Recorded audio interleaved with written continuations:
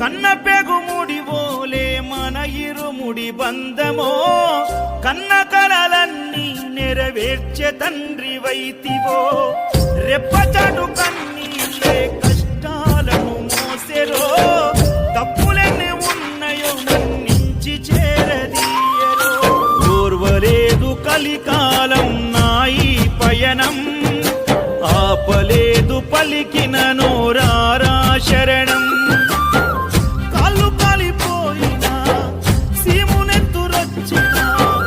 సల్ల సెమటలు వట్టి సొమ్మసిల్లినా కనిపిస్తే చాలు అంటూ ఆ కలిని మరిచిపోతూ అయ్యప్ప నిన్ను చూడంతే కడుపు నిండదు ఎంత దూరం